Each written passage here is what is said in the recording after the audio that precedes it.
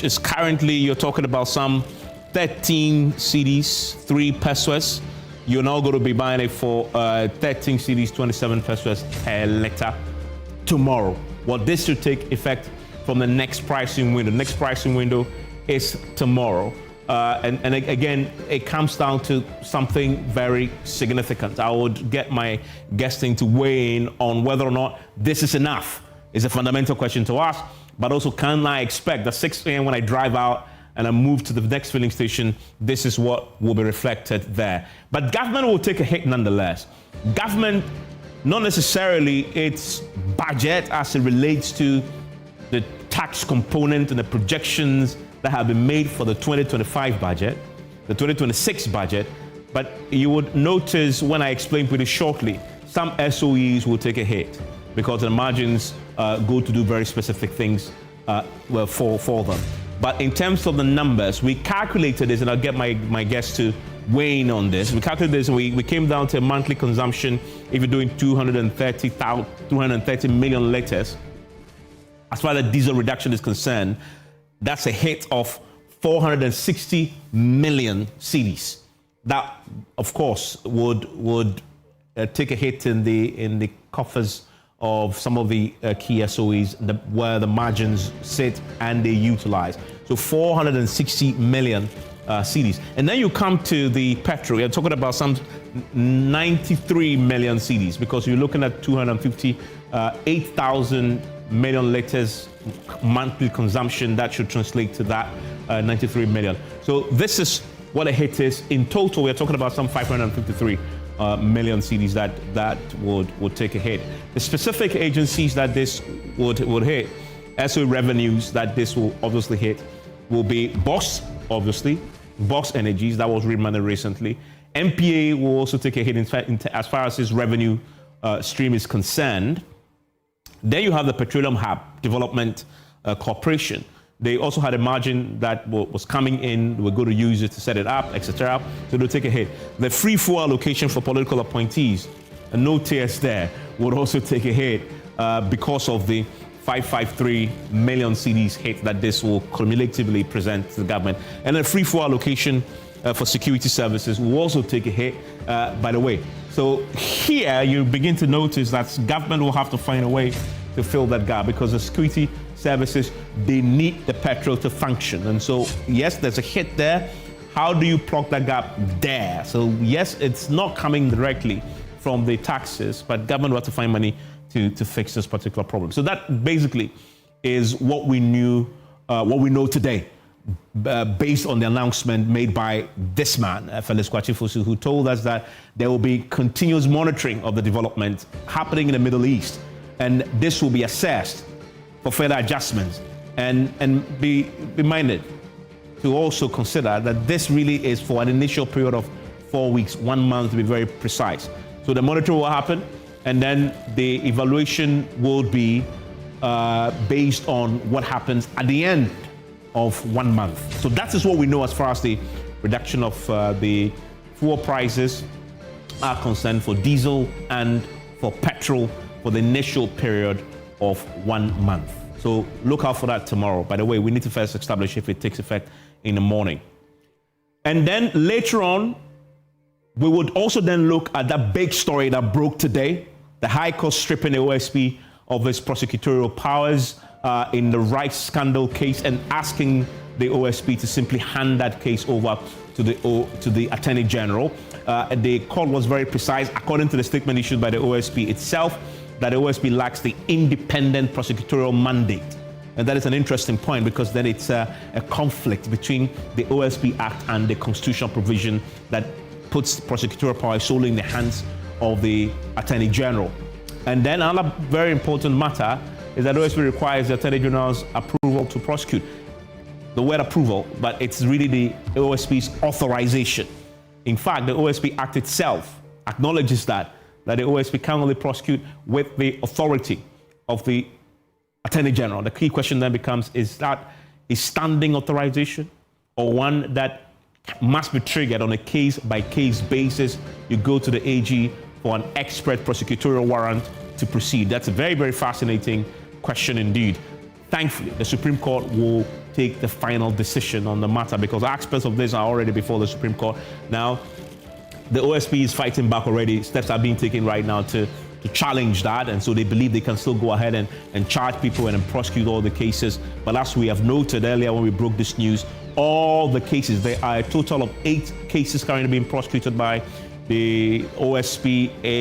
Any of the defendants in the case will simply smile to a court nearby and raise this matter, and it's almost certain that those cases will be frozen pending the outcome of the Supreme Court matter.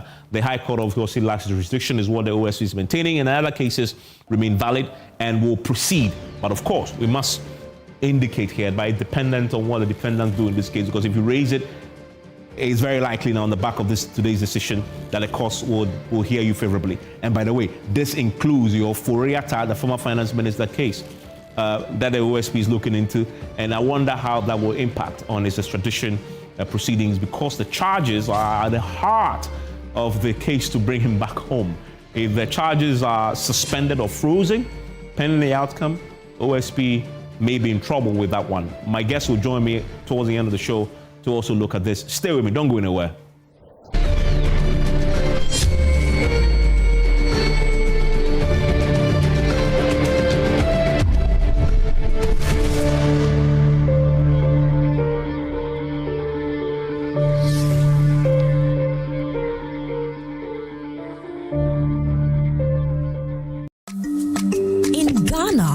Our gold is more than a resource, it's our pride. And at Gold Board Jewelry, we celebrate that pride every day with craftsmanship that reflects who we are as Ghanaians.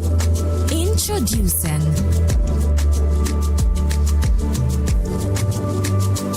the Gold Board Jewelry Gold Tablet, pure, certified, proudly Ghanaian gold. The best part, when you buy a Gold Board Jewelry tablet, you own it. You keep your gold with you, not with us. It's more than a jewelry. It's a smart investment for every Ghanaian who wants to secure their future. Gold Board Jewelry Gold Tablet. Own your gold. Own your future.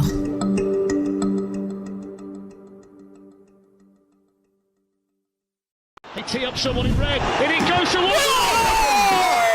Do not say! That's who goal you for. I got 5 Champions League. You want to know? I be the real goal, chairman. I be the real goal. The left magician. Who is the GOAT? Ghana Jollof or Nigerian Jollof? Ghana Jollof has no co-equal. The smell alone.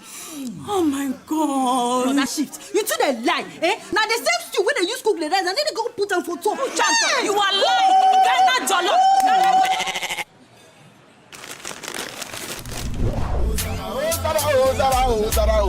Are you busy? Forget everybody. Yeah. My guy. Put some respect on the goat. On the goat. The only goat I know lives in Tama. Every year we dey give to you back to back.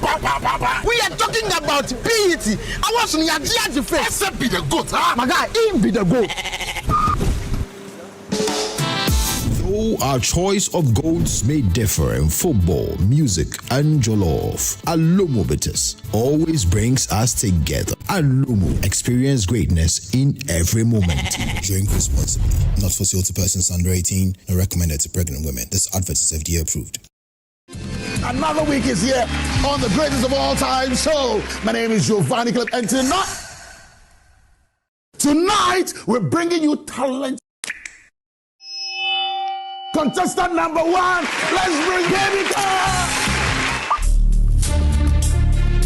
Let's bring. He did it for you. Cut. Oh, there is a leakage. Where's the plumber? For quality and durability, insist on Syntex pipes. If you want quality, this be where you belong. Strong, tough, and reliable. Your perfect match to your trusted Syntex pipe. Syntex pipe, it dey carry water, no wahala. Syntex pipe, it dey make water dey flow. Syntex, and you're strong, and you're tough.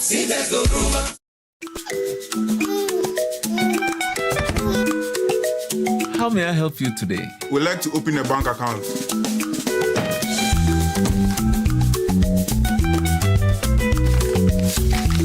Sign here, sign here, sign here, and here. And now you draw direction to your house. I need your thumbprint. And I'll need your birth certificate too. No, I need the original. A lot has changed since you bank like this. So have we. We've made it easier than ever to open an account online and bank on the go through our mobile app, online banking, and more. EcoBank, a better way to bank your way. Sign here, and here. EcoBank, the Pan-African Bank. Another week is here on the greatest of all time show. My name is Giovanni Clip, and tonight we're bringing you talent. Contestant number 1, let's bring Baby Girl. Let's bring. You didn't for yet. Cut. Oh, there is a leakage. Where's the plumber? For quality and durability, insist on Syntex pipes. If you want quality, this be where you belong. Strong, tough, and reliable. Your perfect match to your trusted Syntex pipe. Syntex pipe, it dey carry water, no wahala. Syntex pipe, it dey make water dey flow. Syntex, you're strong and you're tough. In Ghana, our gold is more than a resource. It's our pride.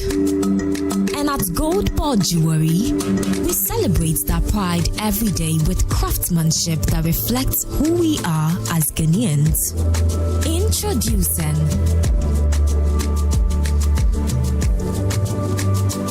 the Gold Board Jewelry Gold Tablet. Pure, certified, proudly Ghanaian gold. The best part, when you buy a Gold Board Jewelry tablet, you own it. You keep your gold with you, not with us. It's more than a jewelry. It's a smart investment for every Ghanaian who wants to secure their future. Gold Board Jewelry Gold Tablet. Own your gold. Own your future.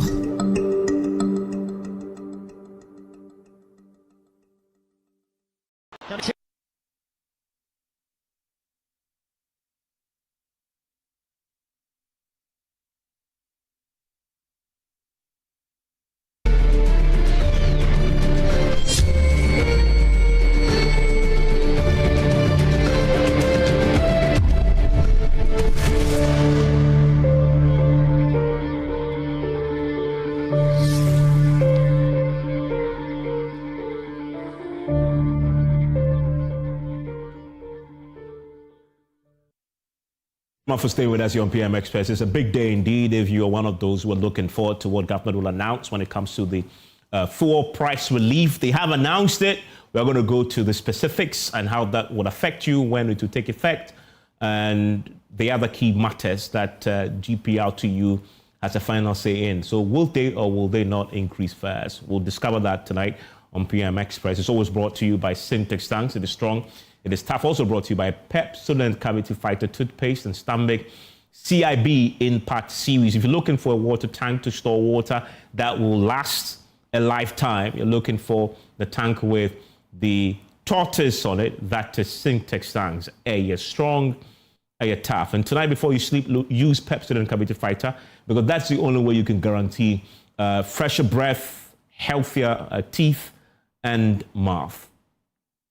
And of course, when we're talking about investment, if you're looking for an organization that would see the opportunities, that will focus on unlocking value, you're looking at the Stanbic Corporate and Investment Banking, because they will partner to ensure your business thrives and grows. Call them on 030-281-5789, 030-281-5789. My guest joining me for a conversation tonight, Dr. Patrick Ofori, CEO of the Ghana Chamber of Bulk Oil Distributors. Also joining me is Dr. Riversing Upon. He's the CEO of the Chamber of Oil Marketing Companies. Richmond Roxing is the spokesperson for the Energy Ministry, also joins us. All three joins me on Zoom. I am delighted that in the studio with me is Samuel Amwa. He's a deputy spokesperson at the Ghana Private Road Transport Union. Gentlemen, thank you very much. And Dr. Upon, let me start with you. Will this take effect 6 a.m. tomorrow morning? Yes. Good evening. I was just about to say good morning. Yeah. I mean, hopefully so. Looking at the time, this came out, and with our meeting with MPA, it has delayed. I mean, you can attest to the fact that it has delayed from that perspective. However, the new directive, especially that has to do with the negative part of, or I would say the discounting, has in a way caused some delay in pricing. I myself have received a lot of calls for further stagnation. I believe that MP as well. So hopefully everything will be aligned, and as announced, the expected relief will also come. Let me also use this opportunity to throw a bit of light into what has been achieved. Like you put it in your news item about the relief with 36 pesos on petrol and 2 cedis on diesel is true. But let me also highlight the fact that this is a relief that stems from operational margins of activities of the industry. And it has not touched, the government did not touch any tax or levies that goes into the government coffers. But this also means that MPA and even BOST would have to cough external money to support this. So for me, the question here is that, is this a relief or is pressure on institutions? I believe that the ordinary Ghanaian will be happy. We are also happy because we also buy fuel. But I think the term that we are giving it needs to be considered when there's no touch on tax.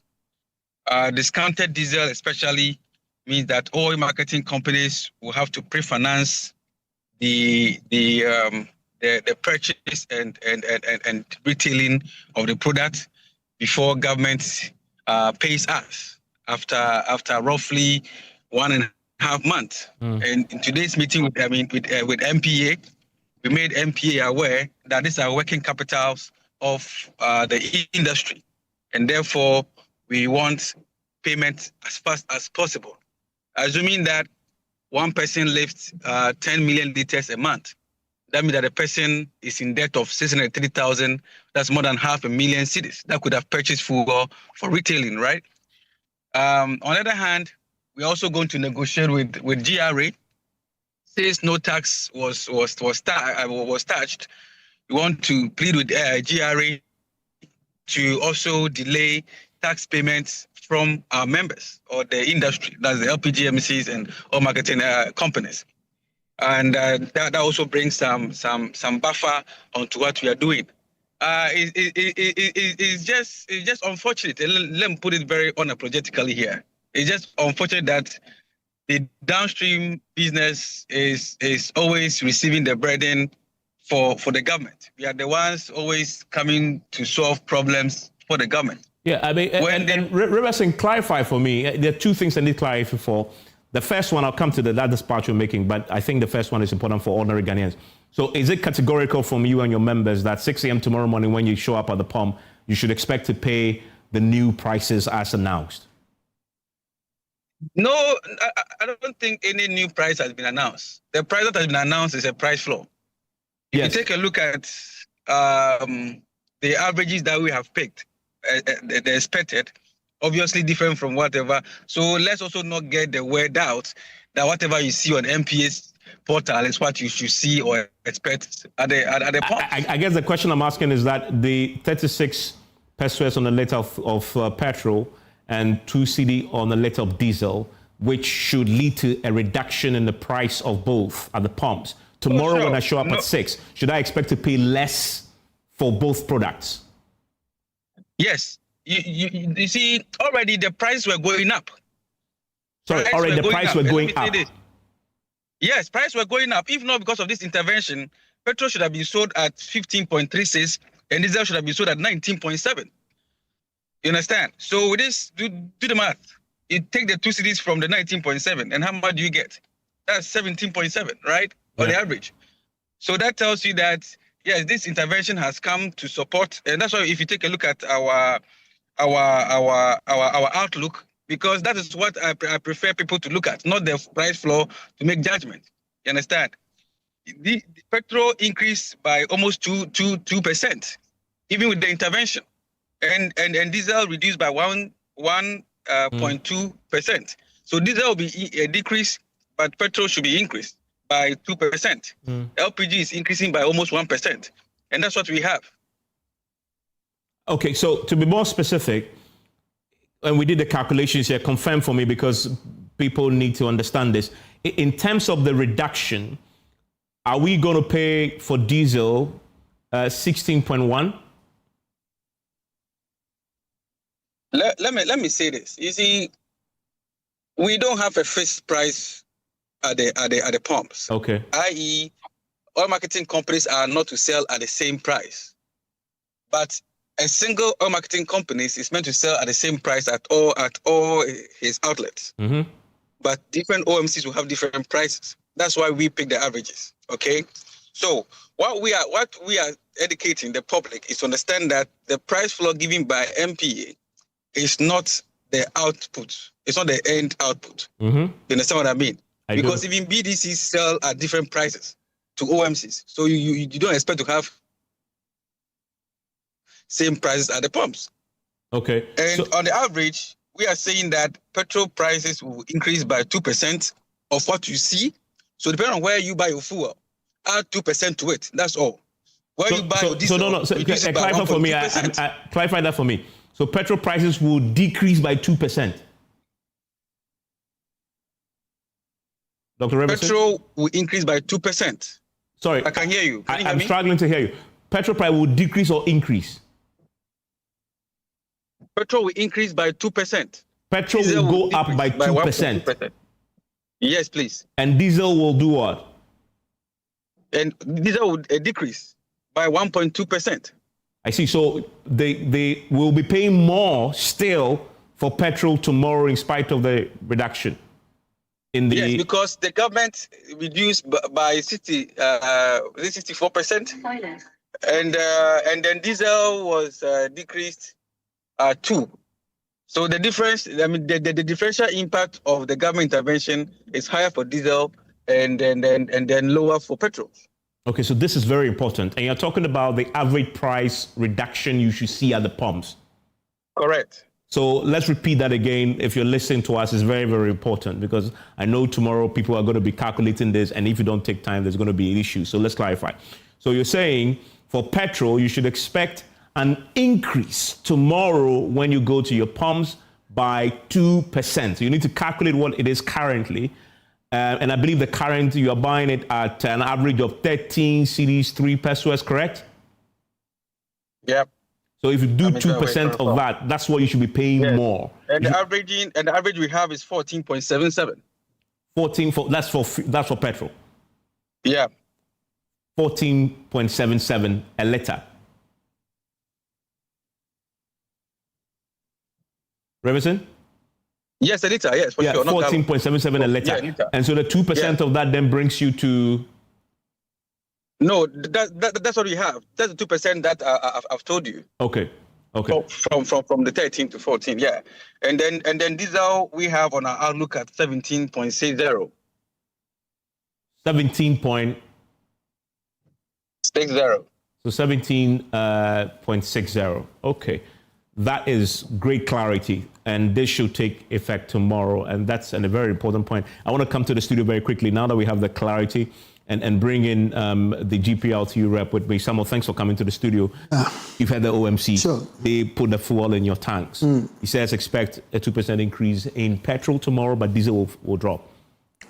All right, so let me say good evening to you and then your cherished viewers, let me also commend the leadership of GPRTU, most especially the National Vice Chairman, who also doubled as the Greater Accra Regional Chairman, Neo Kantankra, and his team for a very good work doing for the entire, driving sector. Yes, from what we are hearing now, we think that is something that we were talking about, this, fuel price, where it is now, and how drivers are mounting pressure on the leadership, calling for increment of transport fares. Actually, we were calculating what we are paying for now. Mm-hmm. And the information we had was that government is, cushioning us by, reducing, taking 2 cedis from the diesel and also 36 pesos from the petrol. So basically, we were not having that, idea about the next pricing window where it's, as Dr. Riverson is just saying, that there is going to be another increment. For petrol? Yeah, for petrol. But diesel will drop slightly. Yeah, yes. Diesel will drop slightly. Okay, so for, what we are seeing now is that, if, government, refuse to come in, then it means that we are going to go high from where we are now. It should have been higher than the 2%. Yeah, higher than the 2% that, they are talking about for petrol now. But then at the side of the GPRTU, when we had this information, the leadership quickly met, and then we came up with a joint press release from both GRTCC and then the GPRTU. And what we, the information given to our members is that nobody should increase the transport fares for now. We should maintain what we are taking for now. Then we'll look forward to see, what will happen next. Normally, what we'll do is when we go to the fuel pumps, what we see is what we use.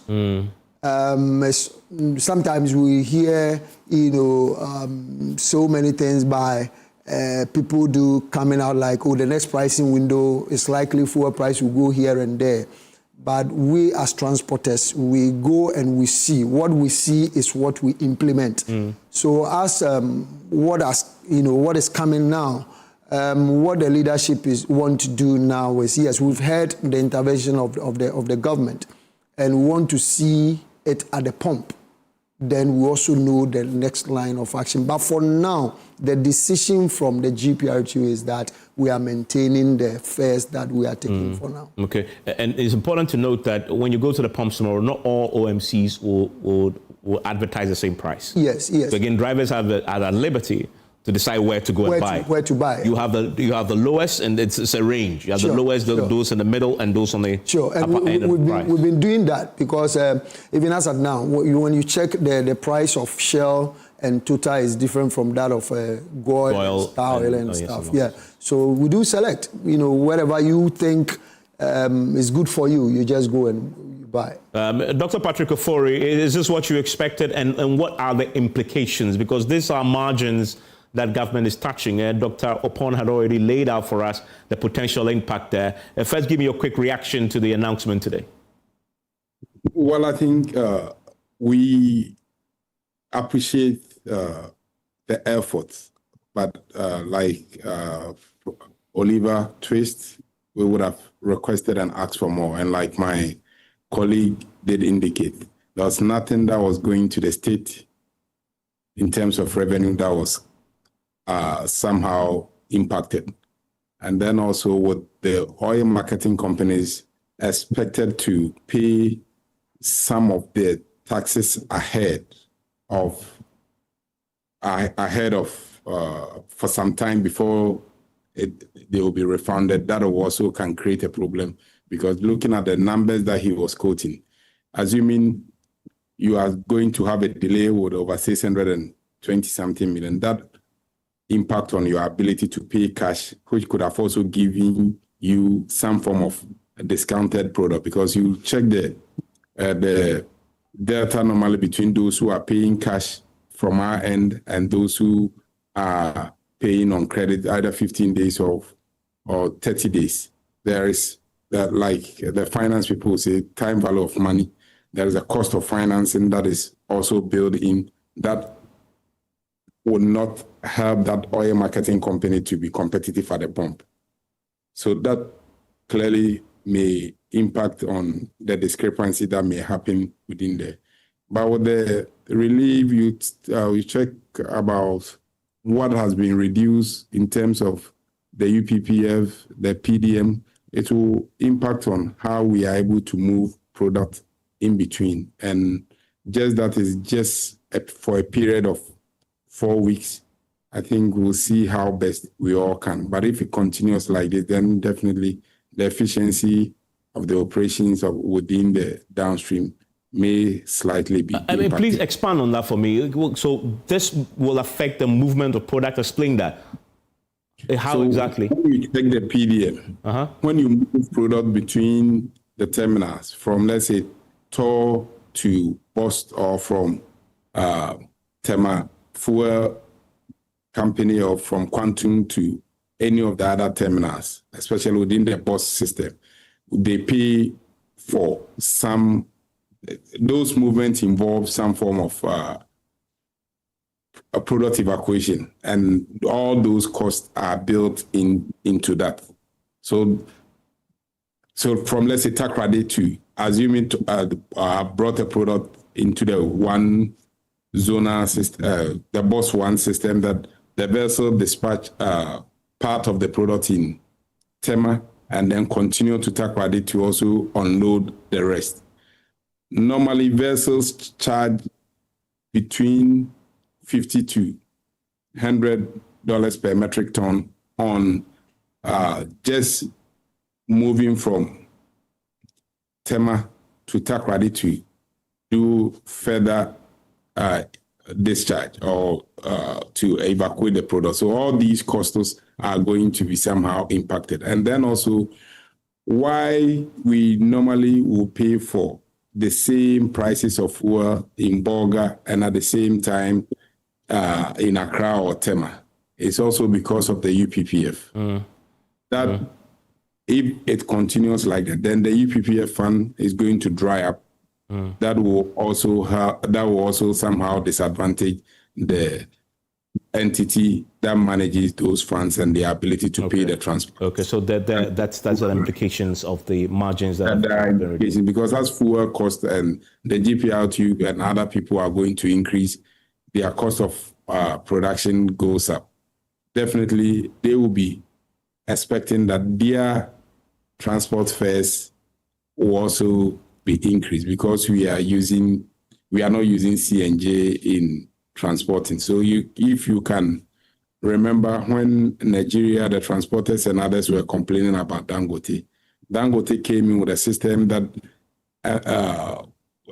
using CNG to transport his trucks, that was more or less cheaper means of fuel for them. That gave him some form of advantage in order to pass it on to the consumers. Dr. Furik, thank you. I want to bring in Richmond now. Richmond, we've just heard the specifics from Dr. Pond about what this will mean at the pumps.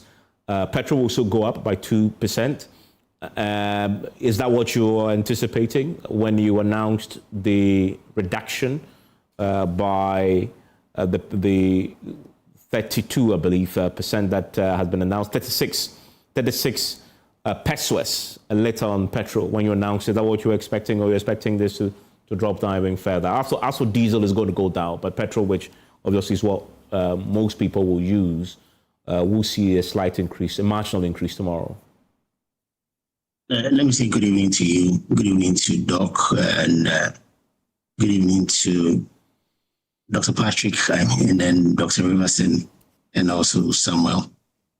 The analysis that we've done as a ministry, together with the regulator, that is NPA, of course, the data shows that we're going to see some marginal increment from the next pricing window. However, the intervention by government would bring the prices down.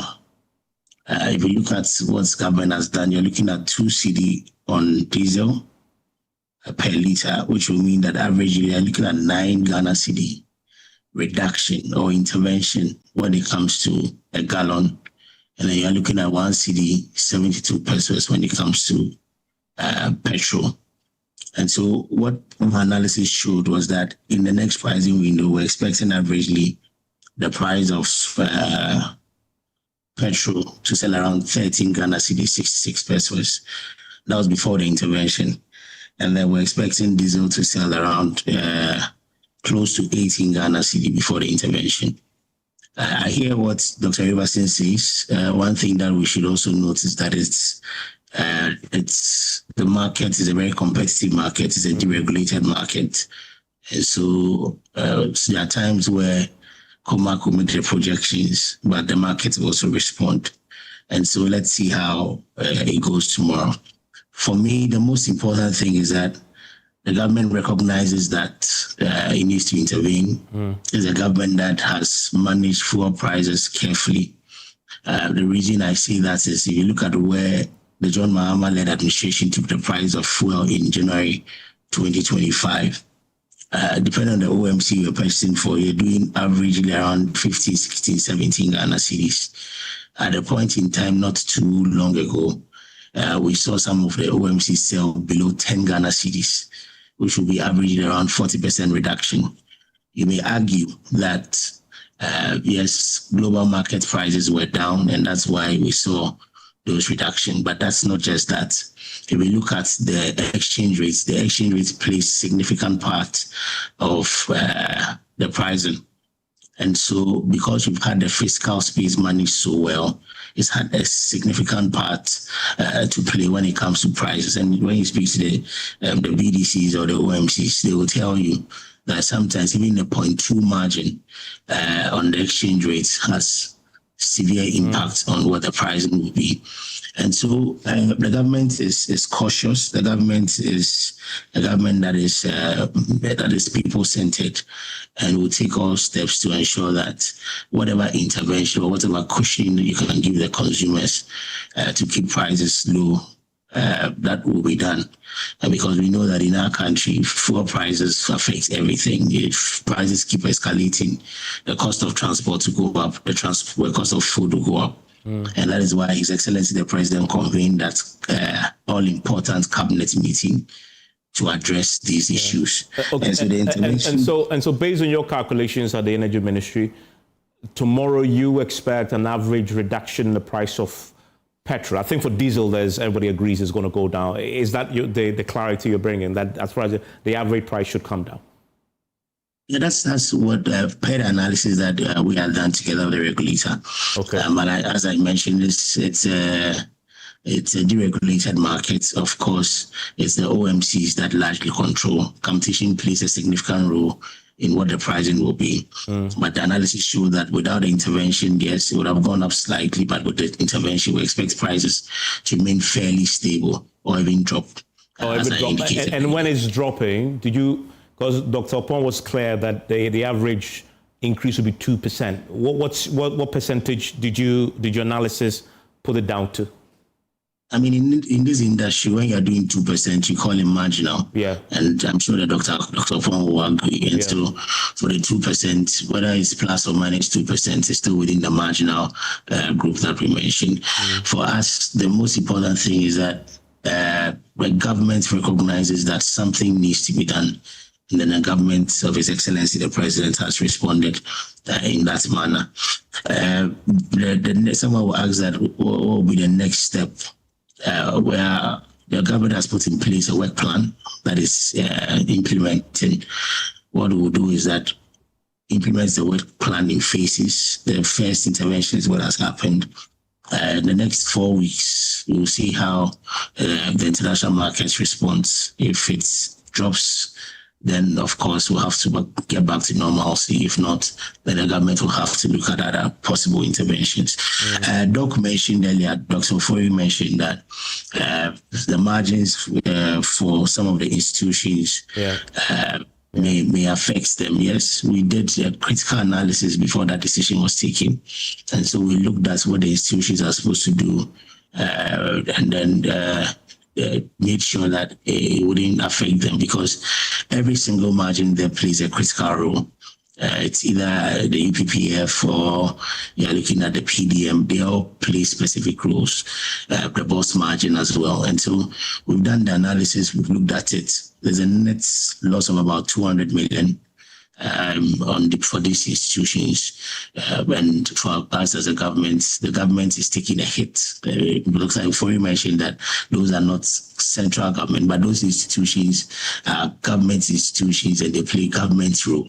Yeah, and a quick question then becomes, how are you making up for the shortfalls that you will experience having taken up these margins? What's the plan? Like I said, the analysis has been done, and so the institutions know how they will survive. Those provisions have been made for them. It's not that the government will stifle them, because if you take away, for example, the UPPF, how are you going to ensure that you have pricing universally? But you have to do that carefully to ensure that those rules or the objectives are not threatened at all. And so, for me, another point we have to make, it's good this is not a subsidy. Some people are wondering whether the 2 cedi, the government is going to bring in revenue or cash from somewhere to pay the OMCs. That's not a subsidy. It is a hit that the government has taken to protect the consumer. Okay, fascinating. Tomorrow morning we'll all, I guess, be wiser. The reality will face us. Let me wrap it up with you. Samuel, so as we speak right now, you have issued a press release following the meeting. That's correct. Transport fares will not go up tomorrow. That's correct. And you want to see how this reflects at the various stations and the pumps. Exactly. And then you may have to evaluate. Exactly. How long are you keeping this unchanged in terms of fares? Are you also playing it with the 1 month? Or you are playing it based on what you see tomorrow? No, we are playing it based on what we see, because we normally work with a percentage threshold. Okay. That is what we look at. Okay. What threshold would have triggered a new transfer fares? In fact, we do look at 10% and above. Okay, so that we have exceeded. Okay, you have exceeded. Yeah, we have exceeded. Since the war started. Yeah, we have exceeded. Pricing windows have all seen an increase. Yes. And, the reason why we have been holding on to this current, fares that we are taking is we know that we are not in a normal season. All this is happening because of this war between America, Israel, and Iran. And we know very well that a time will come, either, it may come down or go up again. It's not going to be stable. That is why we also decided to, hold on and see, what will happen next. So it's based on what we see before we also know what to do. But how are your members reacting to that? In fact, they are not taking it easy, and the leadership too is not. They are not taking it easy at all.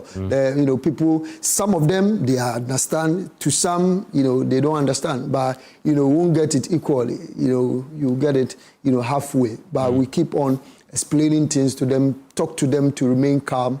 Because we know very well that I normally say this, whenever transport fares goes up, it affects our business. Okay. Yeah, because you see some of the stations, people that patronize, comes down. There are short distances where you see sometimes people can come to the station to come and pick vehicles. They will prefer to walk instead of, picking vehicles. So we as transporters are not normally happy when transport fares goes up. Okay, and then tomorrow we'll all see how this plays out at the pumps. And Riverson is assuring that you can expect diesel price to go down. Petrol, he says, may go up by an average of 2%. The ministry says they're also looking at a reduction, but we'll see what the market says. That is because it's deregulated. Exactly. And so we'll see the lower end and the upper end and the middle tier there. Gentlemen, thank you all very much for that clarity. But the thing I need to say to all of you who will be commuting tomorrow morning, the GPRT's position tonight is very clear. If you board any of the vehicles and they say they've increased their fares, GPRT says that is something they haven't endorsed. So nobody should be charging you increased fares tomorrow until GPRT reevaluates and comes back with some clarity on this. I'm grateful, gentlemen, Dr. Patrick Ofori, Dr. Rebecca Opon, Samuel Lamwa, and Agyeman-Rawlings. Thank you all for joining me with this important clarity for those who will be commuting tomorrow morning. I'm going to take a break. When I return, my next big topic today, the OSP's powers are being clipped. Powers to prosecute are being clipped by a high court today. And in the specific case of the rice scandal case, the high court has asked that the OSP transfers that case to the AG. The court says in the statement that was issued by the OSP itself that the OSP lacks independent prosecutorial mandate. That really has been a major development today as far as the OSP's own survival is concerned. My guest will join me pretty shortly. J. Bafwewa, MPP MP for Mensah South will join me. Franklin Kujo, founding president of Imani Africa. And then we'll have Professor Kojo Apejechia, a professor of law, University of Ghana, will weigh in right after this.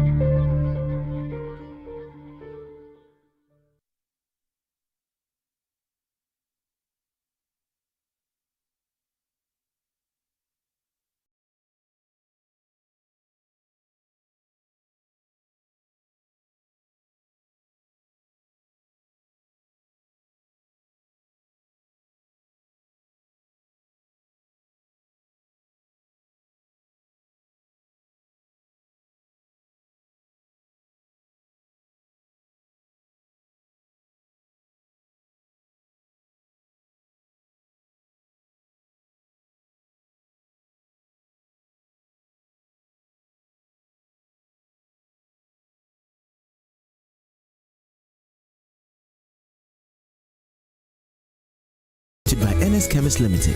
This advertisement has been vetted and approved by the FDA. You guys are ready for what's about to happen? Only on Joy Prime Television. All right. Listen. Okay. Yeah. Hey, my name is MC Kofi Darlington. Out here, my sister, the guy is quick. Giving the rappers the platform to show their flow. They go blow. Beats and bars to the hardest thing. You get back, spit up, the baddest thing. This with the mic, make me see the fire. No darling, cause we know the tire. That's it. Mike and I are ready. What's a rap? So now you will rap. Beats and bars. You get bars, shall Yo. This is not just rap. This is not just lyrics. This is war on the mic. Yes, you're welcome to Beats and Bars, the ultimate community rap show, live on Joy Prime Television. Ladies and gentlemen, this is where we bring rappers from your community to show us what they've got. Two communities, two fearless MCs. I'm the guy, Queen Sister Sandy B.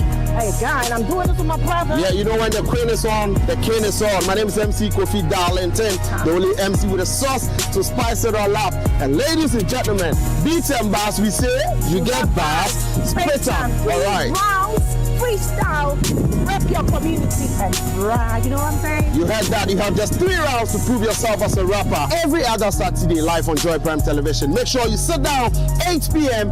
Join us with some cool drink and enjoy the party, man. Your pong is smelling good. Beats and Bars. You got bars, spit down.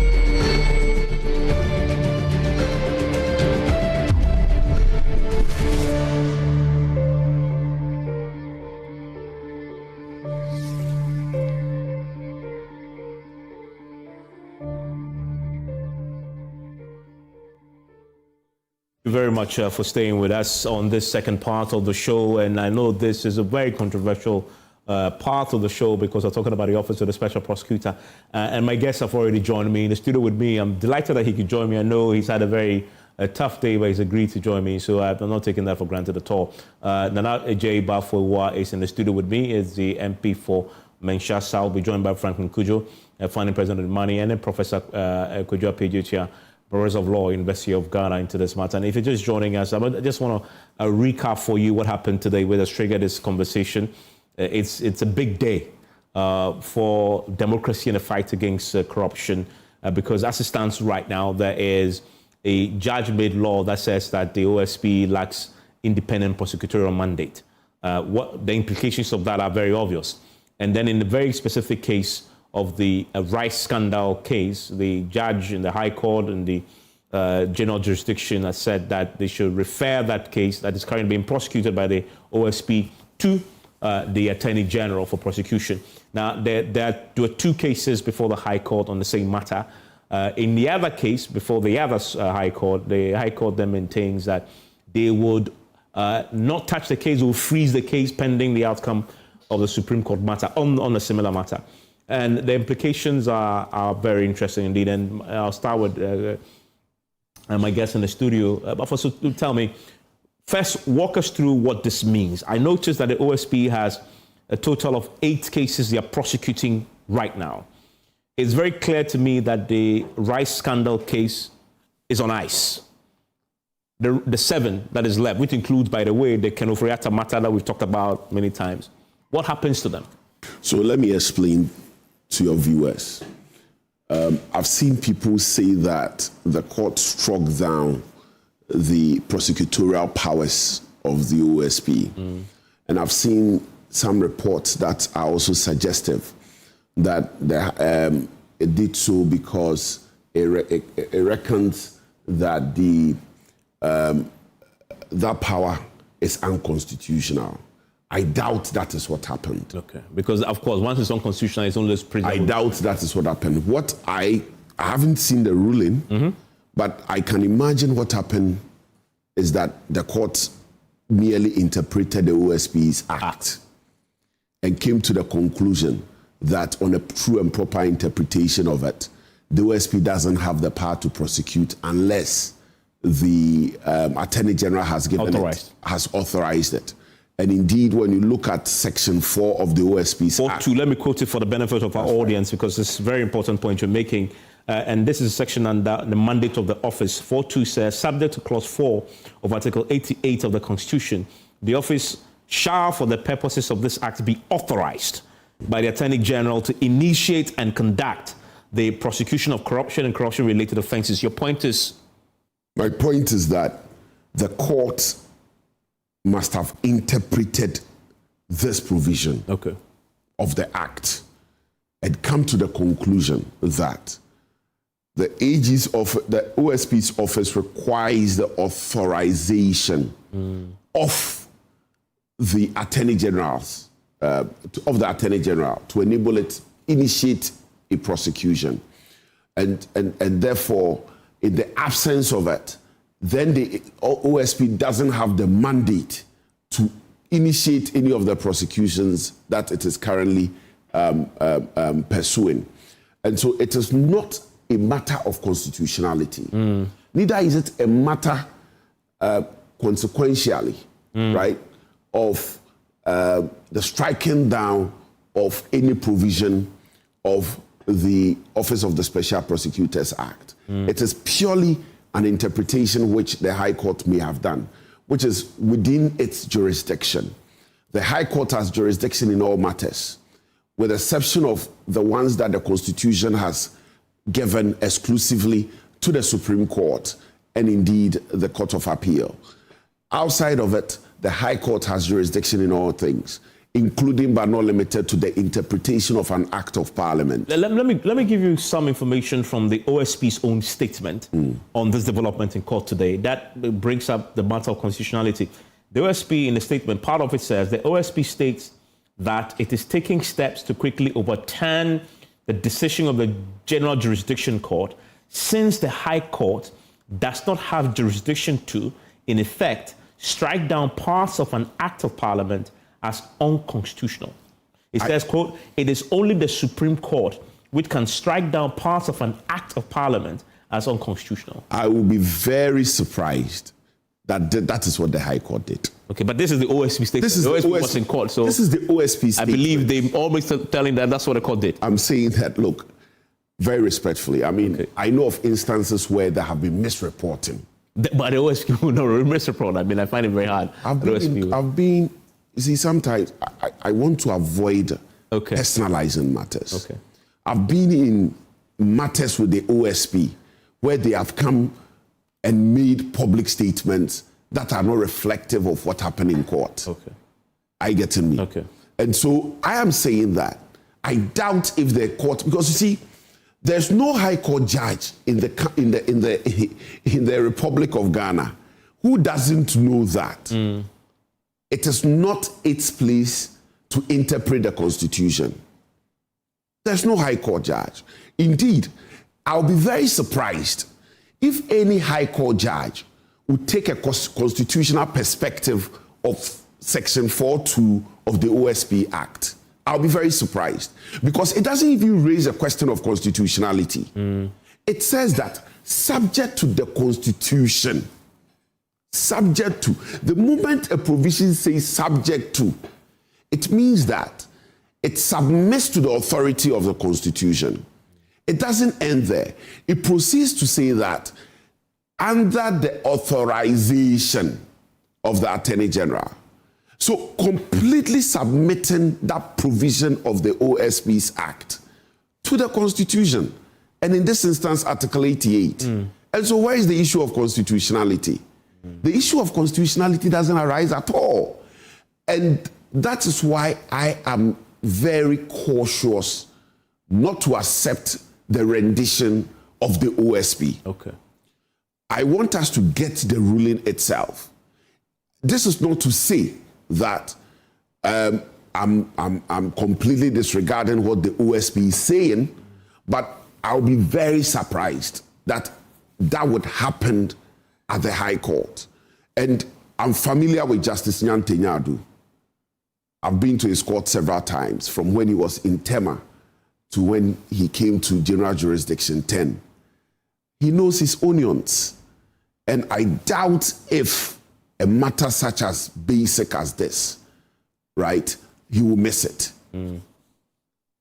And that is why I'm very cautious that what he decided today was not an issue of constitutionality. It was purely an interpretation of Section 4, subsection 2 of the OSP's Act.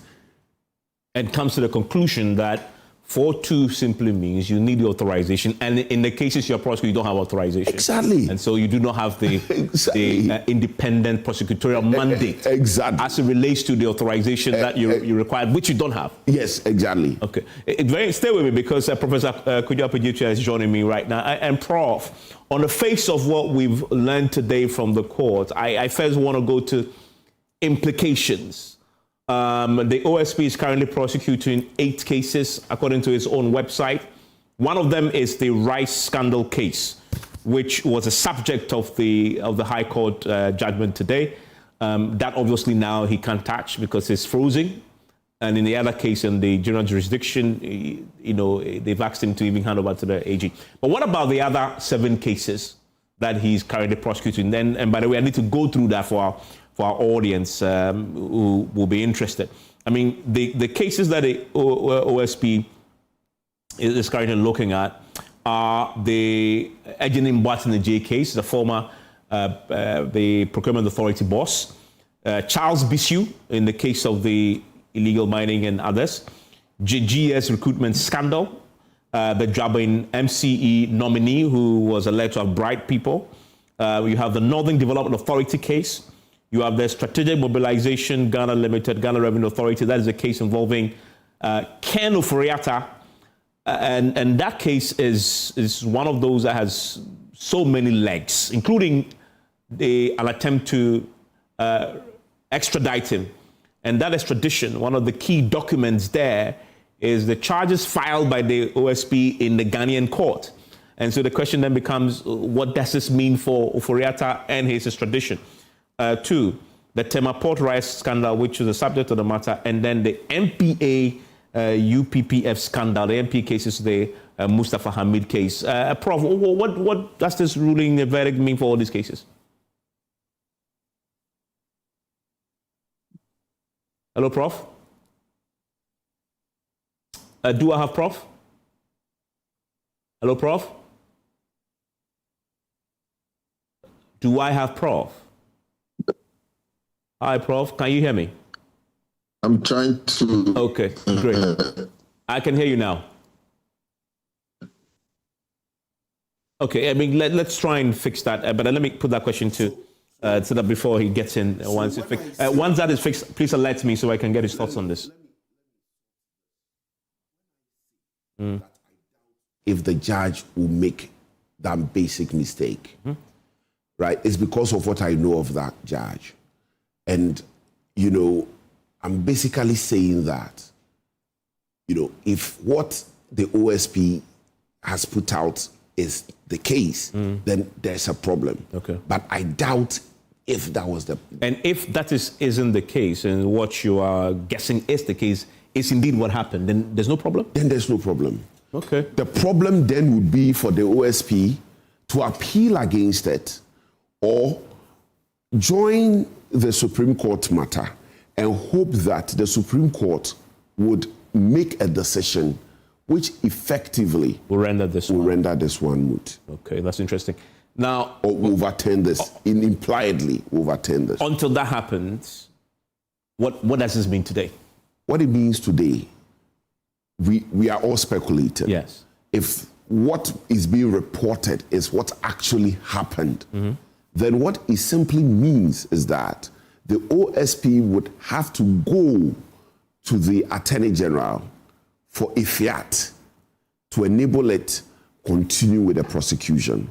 But there would be a fundamental problem. Okay. That fundamental problem would be whether there is the need to commence the prosecution afresh.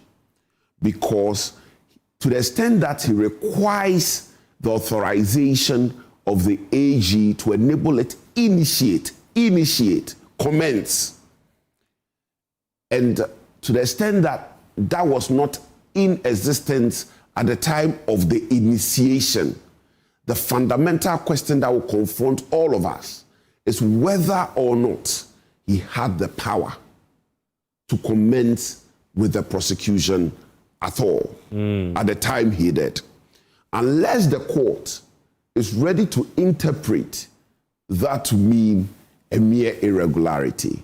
I doubt if that can be a mere irregularity because it is a constitutional mandate. You either have it or you don't have it. And to the extent that you don't have it, chances are it's likely to be said that at the time you commenced the prosecution, you didn't have the power to do so.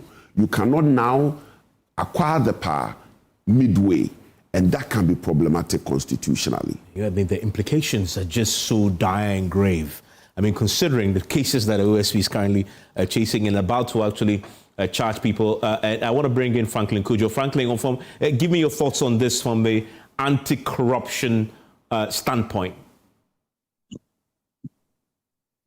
Hi, good evening. Can you hear me? I can, yes. All right. Hi, good evening. Good evening, MP. So this is really fascinating. And I'm also going to err on the side of caution, if indeed what has been reported is the case. So, I mean, it sounds as though there's a republic that is fighting itself, right? I mean, I don't know why we would have a law to create an institution that is supposedly the only one that can actually fight politicians while they are in office. For the AG, I mean, the idea that the AG typically wouldn't fight his own, right? And all of a sudden, what we are hearing is that there must be express permission. Anyway, I have to be educated because I don't know whether it is on a case-by-case basis that the OSP needs to go and see the Attorney General and say, Father, I beg, I've come before you. There's a case against this person. Can you bless me to go? You know, did you see how contradictory, quite silly that sounds, that we've created a law and somehow we've given some superpowers to the very person we want to divest power off. That he needs to bless us to go into a case. In fact, to be fair, I'm not a lawyer, so I don't think I didn't hear. I'm not sure I heard that part, and probably they don't read that part. But actually, looking at the law now and listening to what is being discussed, it looks as though, and that's what the confusion really is. So, the prosecutorial powers. So before I go ahead and prosecute someone, I have to come and beg you, get permission. Then what exactly did we do? Because see, that means Attorney General will be more powerful. Because what it means is that he can decide that, look, he can delay you, he can probably respond or not respond. And you are just in limbo. And as the MP from Mensah is saying, if this stands, and I hope the Supreme Court will probably do something about it, but if this stands, then clearly what means that all the cases the OSP are done, it's like Agyeman-Rawlings. It's like nothing happened. But it is challenging. I mean, what is sad really is that I think we have people, even at the Attorney General's office, that seem to be quite happy that this has happened. And that's where my worry really is, because it looks to me they are interested in this whole idea of dismantling the OSP, the office. I don't understand. Why are you in a haste to dismantle something that could be of help to you? You know, and in any case, look, I don't know, if you really wanted to show power, I mean, probably work with the person and say, look, this case, this one is too touching. Let's do it together. But I don't see that cooperation. I've not seen a single cooperation, this single act of cooperation between the current AG and the OSP. It's always been some rat race, some small firefighting somewhere. And I said to myself, look, corruption is winning bigly because, you know, you don't even have to do anything. I mean, all the people who have been accused, they don't have to do anything. They spectacularly watch this fight that is happening between the OSP and the Attorney General. And then they will shake their heads and laugh. What is this? It's like you're giving a gun to yourself. So for me, I mean, anyway, it's a cantata of a republic, really. These things only happen in banana republics. But anyway, Ghana is not yet a banana republic, but it has symptoms. It looks as if it could be. This is one of the most consequentially, should I call it a very funny piece of legislation that I've ever seen. I don't think it makes sense at all. It's either you don't have the OSP, and then the Attorney General can continue doing whatever he wants to do. Yeah, I mean, it's interesting indeed, and Prof. Preje is joining me now on phone because of the challenge that we had with Zoom, and hopefully you can hear me, and we can hear him too. Prof, I was asking you earlier, in your estimation, what does this verdict of the High Court mean for all the cases the OSP is currently pursuing in court, prosecuting? Thank you. Yes, I think it's a very bizarre situation. Again, if that is what is being reported is the case, because it is actually crippling the functions of the OSP. And that will be very unfortunate because, as we know, the OSP has been clothed with that power to be independent and to be able to deal with corruption and corruption-related cases head-on without having to look in the face of a politician or a politically exposed person and say that, oh, I'm sorry, I can't do it, as has been the case. So limiting the prosecutorial powers of the OSP in this situation will be very unfortunate. So I think that as things stand, it looks like the powers of the OSP is frozen. And I'm saying frozen, I'm not sure that the status quo as has been determined by the court today should hold. And so in that sense, the way out for the OSP, in my opinion, is to go to the Supreme Court so that there will be an interpretation. And that case, probably get a case that is already there consolidated, because under normal circumstances, the High Court should have stayed the matter and wait for that decision from the Supreme Court. And Prof, on that point about the normal circumstances, the High Court should have stayed a decision on the matter. This same case, there are two aspects. One went to the High Court, and the other one, criminal division, and the other one went to the High Court, the division responsible for general jurisdiction, right? The criminal division stayed, put the case on ice, and says they'll await the outcome of this, pending the outcome of the Supreme Court. But then the court in the general jurisdiction decides to deliver his verdict, which said, and I'm quoting from the statement issued by the OSP, that the judge decided that the OSP lacks independent prosecutorial mandate the judge then directed that the case be referred to the Attorney General for prosecution. In the case of the criminal division, that High Court judge simply said that he will adjourn proceedings to await a determination by the Supreme Court on the matter. Give me your thoughts on this. Same case, two different high courts, two different decisions.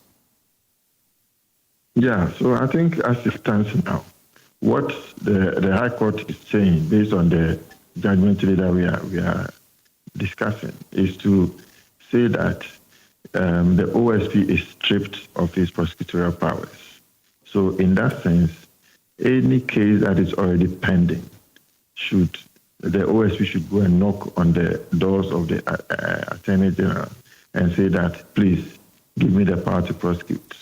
So that will give the Attorney General, we'll come back to square one and say that the Attorney General has the power to determine how the case should be prosecuted. And we know the outcome of such situation. That's why we decided to give the OSP that special power and that insulation from governmental interference and so on, so that it can do its job properly and ensure that corruption and corruption-related cases can be dealt with. But quickly on that point, but isn't that the position of the OSP Act itself, Act 959? Because 4.2 under that Act says the OSP itself shall prosecute let me just quote it. Subject to Clause 4 of the Article 88 of the Constitution, the office shall, for the purposes of this Act, be authorized by the Attorney General to initiate and conduct the prosecution of corruption-related offenses. So isn't the position of the High Court Judge General Jurisdiction the position of the Act setting up the OSP? That authority has already been given the OSP. If you look at, for example, the long title to the Act 959, it recognizes that. Yeah, that indeed it does. And you know that the then Attorney General went to Parliament and sort of ceded that authority to the OSP to prosecute cases. So that authority has been given. And it is not a situation like EOCO and so on, where after it has done its investigations, on every occasion, it will have to knock on the door of AG and say, can we prosecute, or please take over and prosecute. So I think that is the line that is drawn between the office of the special prosecutor and that of EOCO, for example. And that is unique, and it was to cure a certain mischief, which I mentioned earlier, about the inability or the unwillingness of the Attorney General to prosecute one of their own, and which has made us lag behind so much in dealing with corruption in the country. So that is, that power has already been given to the OSP. And so taking that prosecutorial power of the OSP, seriously reduces and compromises its ability to fight corruption. Fascinating. First question that you threw to Professor Ejetua. I can understand the difficulty in the system. You have one high court saying that I'm staying proceedings. That is, I'm not taking any further step. Go and then let's wait till the Supreme Court makes a decision and then you come back. Then you have another high court that is said or reported to have given a decision saying that per the interpretation of Section 4, subsection 2, the OSP requires the authorization of the Attorney General. And so that perhaps may make people confused. So let me assist. So under the Constitution of Ghana, we have one high court, but the power has been given to the Chief Justice to create different divisions of the High Court. All divisions of the High Court are of the same rank, what we call coordinate jurisdiction. And so they are free to do anything that they want to do on their own right or on their own accord. And the decision of one high court doesn't bind the other. And so sometimes it's likely to create confusion. That the sort of confusion that has arisen, sometimes you will get it.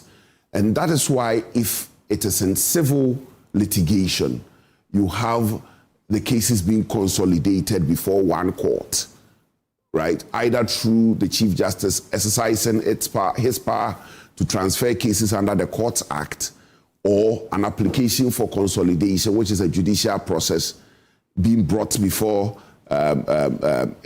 one of the judges, and then he will make an order consolidating the suits, so that the kind of decisions that we have seen would not arise.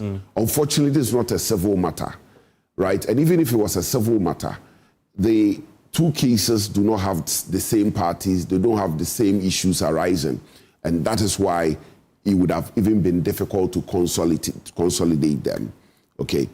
But what has happened, though, it's not even binding. It's a high court decision.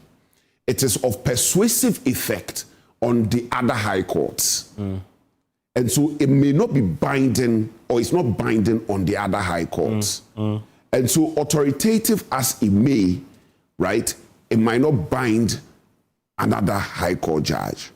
And so for an authoritative decision, right, perhaps we would have to wait for the Supreme Court's interpretation of, or the Supreme Court resolution of the case before it. Because if you go and waive it before another high court judge, he may also take a different perspective of Section 4, subsection 2 of the OSP's Act. And so that is where we find ourselves. In terms of Professor JTS, the other question, what was it? Yeah, I mean, the question around the two, but also the saying that the now, in terms of the OSP's Act. Now, there's something we need to understand. The Constitution of Ghana... It says the authority has already been given. The authority has already been given, yes. In a long title. That, very respectfully, I disagree with him. Yes, the authority may have been given in the long title, but there's a fundamental there's a controversy. The controversy is whether or not the constitutional power given to the Attorney General can be delegated through an act of parliament. You see, when you look at section 106 of the Constitution, Article 106 of the Constitution, it tells you the lawmaking process. And when you look at the lawmaking process, a bill, right, is passed by Parliament and assented to by the President. If the lawmaking process had been interpreted to include whoever presented the bill to Parliament, then possibly there could have been a creative or purposive approach by which this situation would have been cured. In other words, if the Attorney General... If the Attorney General had...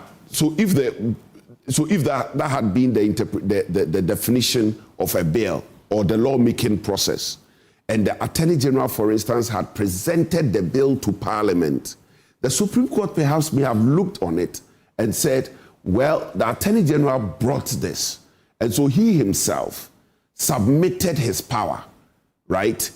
He himself submitted himself to Parliament to donate his power to the office of the special prosecutor. Which really happened under the previous government. Exactly. That was the but when you look at Article 106, the lawmaking process does not include the sponsor of the bill. If it had included the sponsor of the bill, perhaps chances are would have had a different interpretation. But what we are really faced with is the fact that under Article 88 of the 1992 Constitution, the AG is given the exclusive power to initiate prosecution. Exclusive by the Constitution. The Constitution makes the Constitution the supreme law of the land. And any other law which is inconsistent with it shall be declared to be null and void, or any other act or omission. Now, This is where the problem is. The Parliament, taking cognizance of that exclusive power of the Attorney General, did not say in there that the special prosecutor is hereby given the power to prosecute. It rather said, shall be authorized. The problem, however, is the choice of word or the use of the word shall, which is then as though Parliament is mandating or compelling the Attorney General, right, to donate its power to the special prosecutor. The question is, does Parliament have that power? When power has been given to somebody by the Constitution, can he be compelled to donate that power? That is the fundamental question that confronts us. In other words, then, if you follow your argument through, then the OSP on the back of this will have to, if he wants to continue prosecuting, will have to go for an express authorization from the Attorney General. That's right. To continue. That's right. And so, if you look at the long title of the bill or the preamble, yes, the power is being given through the creation, through the deeds of Parliament, which is an act of Parliament. But the question is, does Parliament have the power to do what it did? Particularly, the power to compel the donation of prosecutorial powers. Let me ask that question. Professor Pidita, what's your answer to that? Well, I'm enjoying the discussion, and I think I completely agree with the Honorable MP about how he sees the powers of the Attorney General in this case, which is more or less ironclad, as found in the Constitution. And so in that case, then it means that by the word we use shall, means that power has not been given to or donated to the OSP. And so it then brings us back to the situation between the Yoko and AG. A fiat is given so that anytime you have to go to court, that fiat is given for you to be able to go to court. Yeah, but then I think we have to ask ourselves, what is the mischief that the OSP Act was supposed to cure? I think if we look at that, we are the AG wasn't properly exercising that prosecutorial power because it would always compromise it in the name of protecting the name and image of one of their own, which are the politicians and those who are politically exposed. So in that situation, the OSP is to be given that special function and insulation from that influence. And that is why that power has been given. So probably we would then have to look the 4.2, section 4.2, and see if the wording is what is creating the problem. But I think that we have to go to the mischief rule to see that the OSP was given such particular power to perform a particular function, which the AG was not able to do. And so if that power given the OSP is taken away, then the OSP becomes just like any of these other bodies, which rely on the fiat of the Attorney General. So I think the idea is that the OSP will not have to go to the AG any time that it has finished investigations, he wants to prosecute it and say, AG, do you agree or not?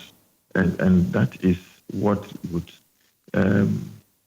make the OSP distinct and separate from the other agencies that also have some corruption and corruption-related functions, so that it can do a better job in ensuring that corruption is dealt with in the country.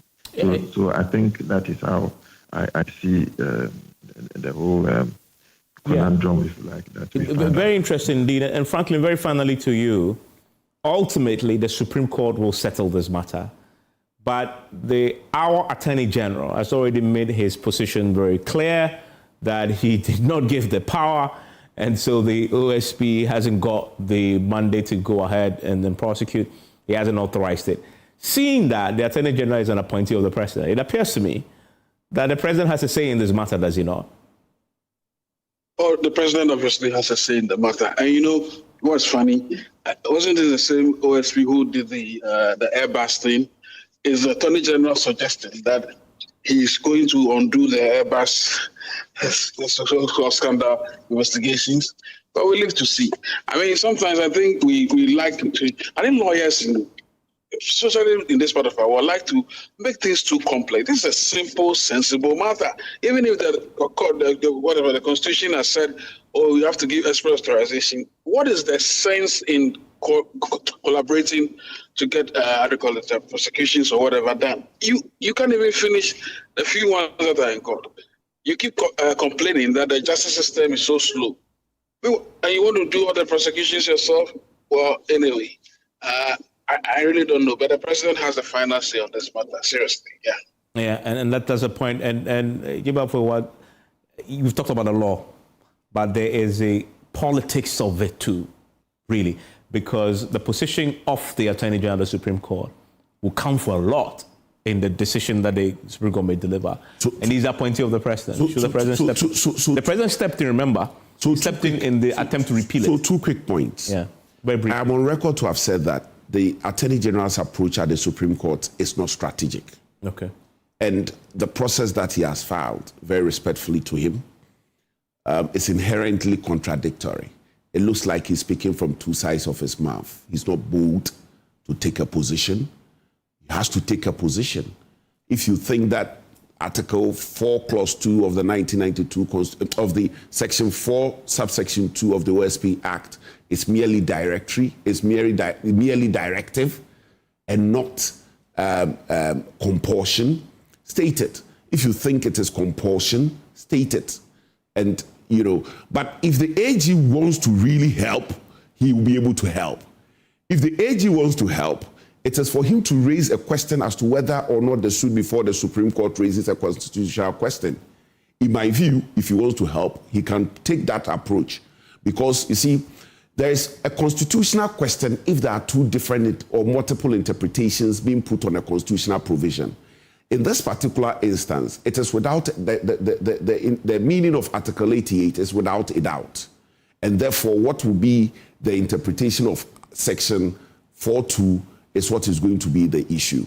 Now, subsequently, if he's able to resolve it by making sure that he objects to the process that has been filed at the Supreme Court, he can reach a gentleman's agreement, an administrative agreement with the Office of the Special Prosecutor behind the scene, because Article 88 is really ironclad.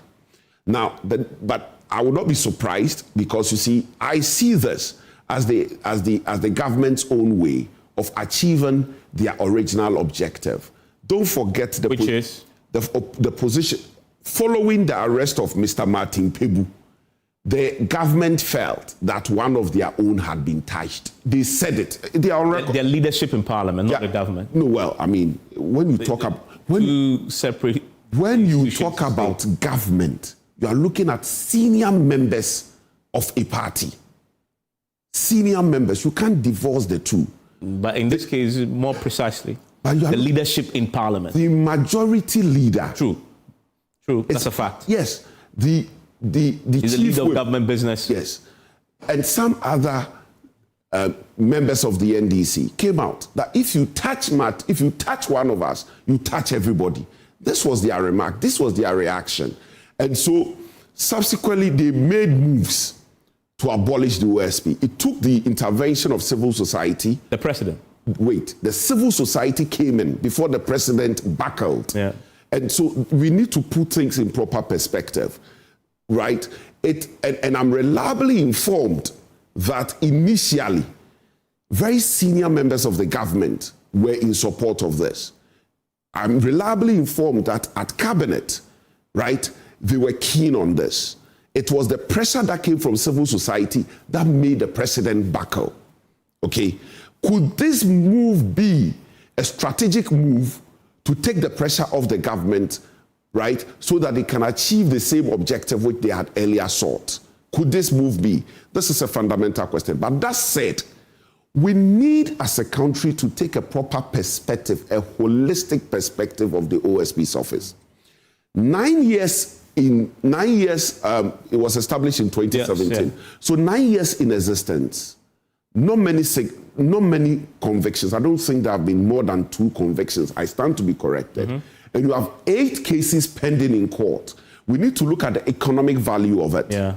Now we also have to look at the... CDD did that, and they came to a conclusion that value for money, well, they checked that box. Well, I don't know the yardstick which was used. However, they did analysis on that. If you have only 8 cases that you are doing as an office, then there's no demand. There's no demand. You see, our challenge really is that we sit down for the horse to bolt before we close the stable. And it is very difficult at that point. I've been involved in a lot of white-collar investigations, particularly since the NPP left at office. I've been with a lot of clients to some of these investigative agencies. And when you go, there's one thing which is confirmed. Okay, I need to wrap up, though. There's one thing which is confirmed. White-collar crime investigations are always very difficult. So you don't wait till it happens. We will need to put in place deterrence, prevention, before you pursue, the people you pursue should be an outlier.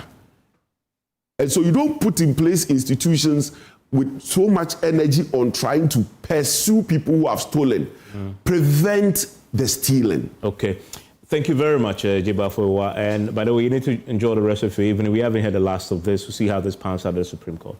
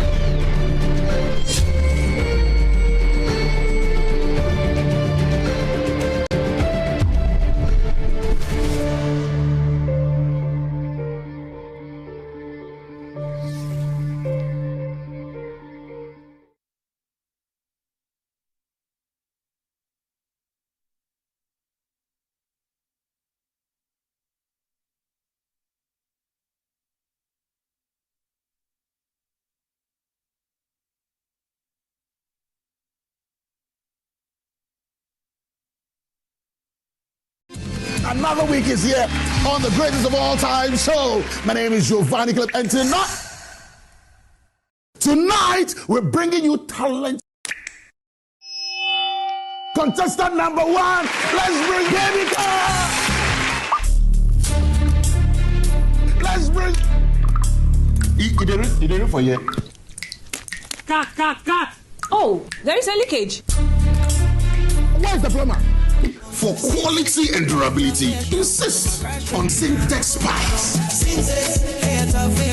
If you want quality, this be where you belong. Strong, tough, and reliable. Your perfect match to your trusted Syntex pipe. Syntex pipe, it dey carry water, no wahala. Syntex pipe, it dey make water dey flow. Syntex, and you're strong, and you're tough.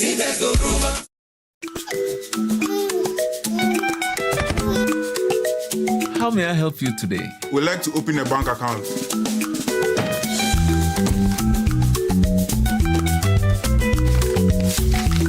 Sign here, sign here, sign here, and here. And now you draw direction to your house.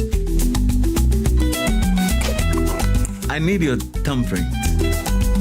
And I'll need your birth certificate too. No, I need the original. A lot has changed since you banked like this. So have we. We've made it easier than ever to open an account online and bank on the go through our mobile app, online banking, and more. EcoBank, a better way to bank your way. Sign here, and here. EcoBank, the Pan-African Bank. Turn your home and office design dreams into reality. Here at Lesh Fortune, interior design is our passion. Customized interior design solutions, top-of-the-range products such as curtains and accessories, blinds and accessories, trendy for bespoke hotel, home and office furniture, top-notch space design services. I'm the CEO of Builders Estates. When it comes to putting the final touch on all my building projects, I look no further than Lesh Fortune for all my interior decoration needs. They bring your ideas to life. Turning your house into a home. It's more than just accessories. You need beauty and elegance, and the expertise is very important. That's why I choose Lesh Fortune Limited, because they have experience. Yes, indeed. With our many years of experience, we would excite you. So make that call now. Call us on 0244-265588 or 0302-811163. Lesh Fortune Limited. Lesh Fortune Limited, unleashing luxury with perfection, one space at a time. Lesh Fortune Limited. Cadbury hot chocolate, crafted from cocoa, milk, and sugar. Creamy, chocolatey, frothy goodness, rich taste, so satisfying. Cadbury goodness, the treats you deserve every day.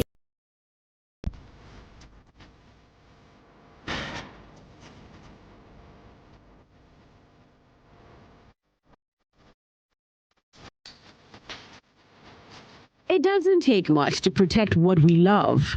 Sometimes it begins with prevention.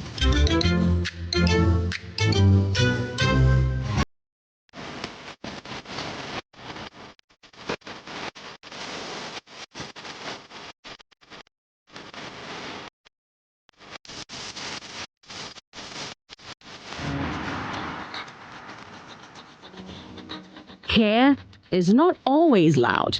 It is attention, caution, and doing small things right.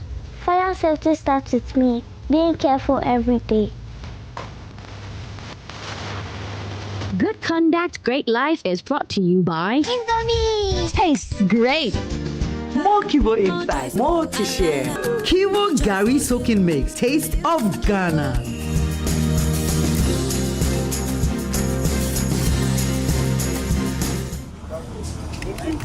Sorry, Madam Ekason. It's a Mr. Kazim, Kola Kazim. Kola Kazim. Oh, BB last year. We can't say we didn't want people. We did. But some are just determined not to listen. Across Nigeria, young men are reportedly being lured with promises of dollar salaries. There are already 1,500 to 2,000 documented cases in which they are victims. This is a story of young Africans who are placing stakes higher than money, with the odds against them. From Nigeria to Kenya, Ghana, and other African countries. This is the losing gamble.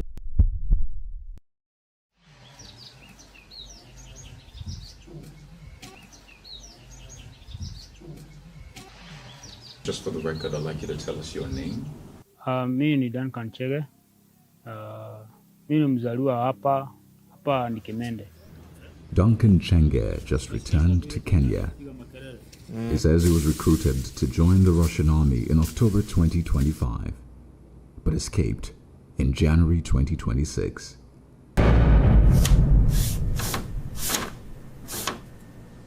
Mimi nilitumia agent kuenda Russia. Huyu agent kuna best yangu alipelekanga Katalo. So nikapata namba kutoka kwa huyo jamaa kwa Katalo. Nilikuwa natafuta job ya Katalo pia. So nilipoongea naye akaniambia hana kazi ya Katalo lakini ako na Dubai. After kama 2 weeks akanipigia simu huyu agent, akaniambia ya Dubai imekaa sana lakini kuna good opportunities ziko huko Russia. Kidogo tu kama siku 3 kanitumia visa, akaniuliza ama niko tayari kusafiri the following day. Kamwambia mimi niko tayari, sasa ndio wakaniwekea ticket. Mimi nikamwambia niko sawa, basi nitaenda, kama kazi ni driver nitaenda. Lakini nilipofika hapo mambo ilibadilika sana, cause chenye nilikuwa naenda kufanya si chenye nilijipata nikifanya. Yeah. Pale ukiingia there is no way to survive. So ni place kulikuwa na mambo zenye si poa hata kidogo. In the middle part of 2024, when news started coming up that a lot of Africans, especially a lot of young unemployed, are finding their way at the war front in Russia. Well, first we have to define what we are talking about. We are not talking about African men voluntarily enrolling into the Russian army. We are speaking of African men being lured to go to Russia with the promise of good job, of education, training, and then once they are there, they are forced to sign a contract, or they are deceived to sign a contract in Russian, a language they don't understand, and they end up in the front, on the Ukrainian front, enrolled in the army.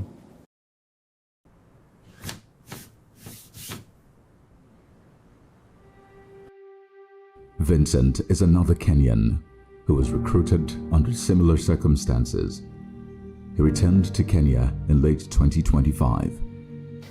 Mimi naitwa Vincent Dongo. Ukifika Russia, ulikuwa uwekewe bonus. Before salary, sasa before uanze kazi, kuna bonus. Bonus ni 1.6 million. So mimi nilikuwa najua naenda military.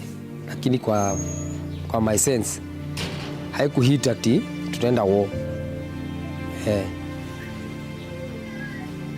Na hiyo job 1 year contract.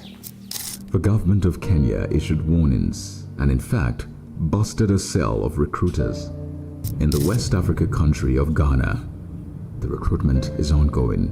The Russian side were using a lot of influential, or let me say influencers, in the African side of things, and also celebrities and well-known figures to lure most of these young guys. So like we often say, the devil finds job for the idle hand. So these are unemployed guys. So the little you give them would attract them to go. So if I could probably buy your plane ticket for you, and then I will fly you all the way from your country where you don't have a job, everybody will easily fall for it. And these are people who don't have jobs. And as I said, it cut across. Why did it cut across? Because you realize that when you connect the dots from the beginning to the end, people were outrightly deceived. And they were deceived because they were desperate. Desperate because they didn't even read the contract that